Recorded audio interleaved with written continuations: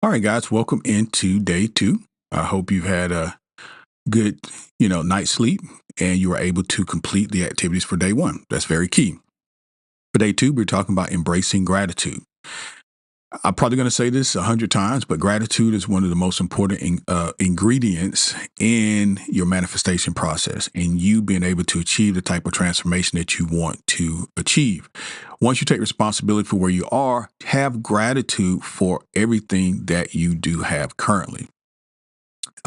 Today, our motivational quote says, Gratitude turns what we have into enough. This is Melanie Beattie. I really like that. Gratitude turns what we have into enough. If you're like me, I realized some years ago, actually, my wife brought this to my attention.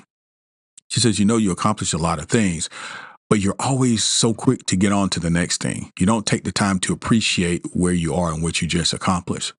So what I try and do is slow down, show gratitude for where we are, for what I have accomplished, and I'm suggesting you do the same thing. And that really changes your perspective on your life. Many times we think we're in a place of lack or we're in a place of discontentment, but the truth of the matter is we're really not appreciating where we are now, what you have accomplished.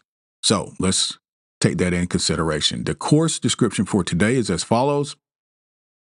Again, this is 31 days to a new beginning. We're on day two.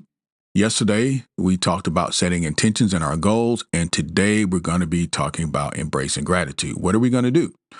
Well, how do we incorporate gratitude into our daily lives? If we don't already do this, how do we do it?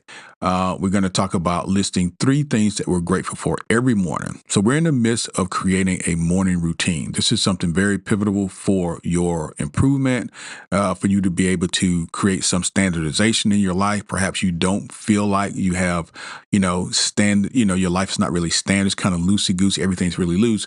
You want to have a schedule and a routine. Now, you want to be spontaneous as well. But I think you'll see schedules and routine are really going to benefit you. So if you don't have a gratitude journal already, we are going to put a link into the coursework where you can get yourself a gratitude journal. It's one that I use. It's one actually we created here on the podcast for our listeners. It is called 100 Days to Gratitude. And what happens is it is a sort of a guided tour into helping you appreciate and have gratitude for your daily life. 3 questions every day, and then there's an open notebook page that you can write down your clear thoughts. But today I wake, I'm grateful for, and then you go into it. Tomorrow I'll be grateful for this. And then it's really, really simple, but it's a real easy way for you to show gratitude. So what should our daily practice look like? Well, for morning ritual, let's begin with a moment of reflection. As part of your morning ritual, take time to acknowledge and appreciate the things that you're grateful for. Certainly, there are things in your life that you're grateful for. Okay, so your issue, your item, your opportunity could be weight loss. But right now, man, you got a fantastic job. You've got, good resources. You've come across this wonderful course. And, you're already beginning to lose weight. You're beginning to feel better about yourself. So while you may not be at your ideal weight, you do have many things in your life that you can be grateful for. Let's write those things down. This can be done while you're sipping your morning coffee or while you are, just in a peaceful moment in a quiet time before you get your day started. It's really the most optimum time to do it. Again, you want to keep a gratitude journal. To fully embrace the gratitude, maintain a gratitude journal. This can be a physical notebook, a digital notebook, or a dedicated app. I'm suggesting to you because I love the physicality of my particular notebook. It's a different thing for me when you're writing down. When you're writing something down, it to me is a actual physical contract between me and myself. And I like to go back, particularly when I'm visualizing and I'm setting forth my intentions to look and see how much I have accomplished, how much of this stuff has really come true. You'd be surprised over time. You go back through your notebooks and you say, you know what? I am 150 pounds. When you wrote that, you were not 150 pounds. And now you look at that, you are. There's something very powerful in knowing that your contract, your actual written word means something because words do hold power. Be specific. So when you're listing gratitude, be specific. Delve into those specifics. Instead of just saying statements like I'm grateful for my family or for my health, explore really what that means. For instance, I'm grateful for my family's unwavering support during these challenging times. Or I'm grateful for good health, which allows me to pursue my passions. I may not be at my optimum weight, but overall, I'm relatively healthy. I'm not in the hospital. I don't have any types of physical ailments. So be grateful for that. Here are some examples for you as you begin to craft your own gratitude assessment.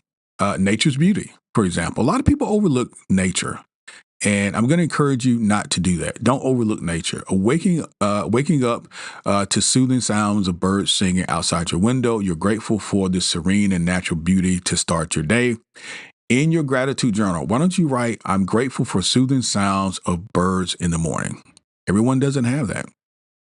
What about friendships, supportive friendships? Recall a recent conversation or recent time with a close friend that provided you valuable advice, support, and comfort. Express your gratitude by maybe writing, I'm grateful for my friend's wise words when I needed them. We did a podcast episode not long ago, and I think I may plug it in here.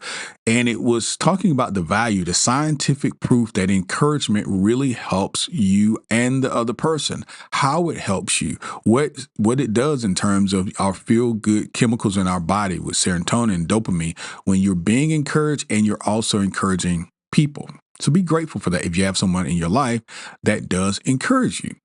And then lastly, healthy breakfast or just really access to food, period. While enjoying a nutritious breakfast, feel thankful for having access to nourishing food. You may say that, hey, I'm grateful for this wholesome breakfast and it fuels my body and mind all day. Okay. These are some examples of how we can document and be specific for gratitude. And then lastly, the motivational quote did come from Beattie, and it reminds us that gratitude turns what we have into enough. If you really think about that, say that to yourself. Gratitude turns what we have, something you already are in possession of, what we have into enough. This powerful quote underscores that even in challenging times, there are always things to be grateful for. Embracing gratitude shifts our focus from scarcity to abundance. We're going to get a little bit more into this, but having an abundant mindset versus a scarcity mindset, this statement is a pinnacle. Gratitude turns what we have into enough. So as you continue this 31 days, a new beginning, and that you're building a new practice for yourself, find that and acknowledge that gratitude is such a key ingredient in being successful in your transition.